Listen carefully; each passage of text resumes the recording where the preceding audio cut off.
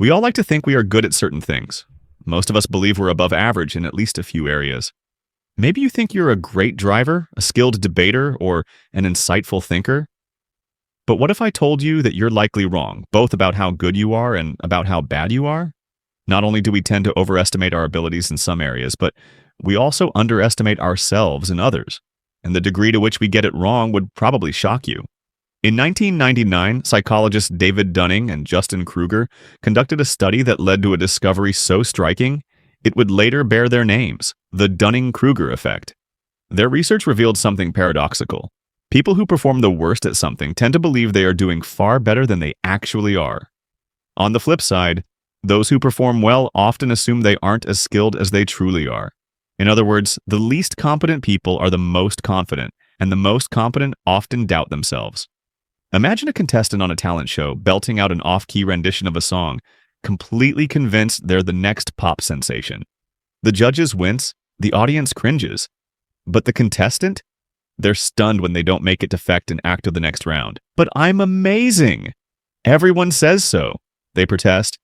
This is the Dunning-Kruger ion, so why does this happen? The answer is unsettling. People who lack skill in an area also lack the ability to recognize their own incompetence. It's not just that they don't know. It's that they don't know that they don't know. As Dunning himself put it, the skills you need to recognize a right answer are exactly the skills you need to produce a right answer. If you lack those skills, you don't just make mistakes. You fail to even realize you're making mistakes. And the irony?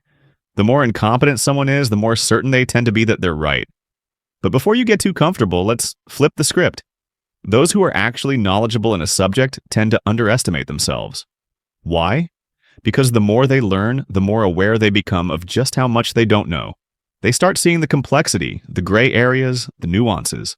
Meanwhile, the overconfident amateur oversimplifies everything, speaking in absolutes and sweeping generalizations. Consider the workplace. Studies show that 93% of American drivers believe they're better than average, a mathematical impossibility.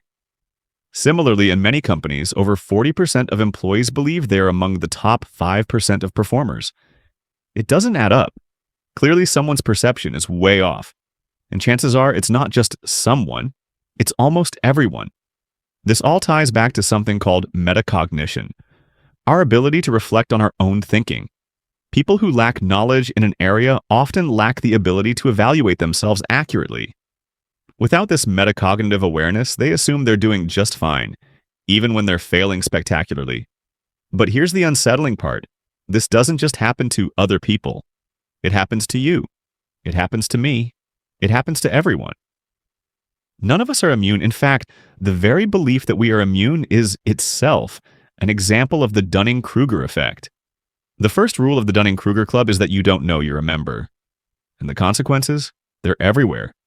The loudest voices in society are often the least informed. Social media rewards confidence over accuracy. The internet is filled with people making bold, sweeping claims with absolute certainty about science, politics, history, and every other topic under the sun. Meanwhile, the true experts? They tend to speak carefully, couching their claims in nuance and caution. Who do people believe? The one who sounds confident, not necessarily the one who's right. This is why misinformation spreads like wildfire. The people most convinced that they are right are often the least informed. Meanwhile, experts, aware of their own limitations, hesitate to speak in absolutes. And if an expert hesitates while an amateur shouts with certainty, who do you think the public listens to? So what can we do about it? The truth is, overcoming the Dunning-Kruger effect is difficult, maybe even impossible, but we can mitigate it. We can start by embracing intellectual humility. Instead of assuming we're right, we can question ourselves. Instead of clinging to confidence, we can embrace curiosity. Try this. The next time you feel absolutely certain about something, take a step back. Ask yourself, what if I'm wrong? Seek out opposing viewpoints. Listen to experts, even when their conclusions are complex or uncomfortable. Remember that true wisdom isn't about having all the answers. It's about knowing what you don't know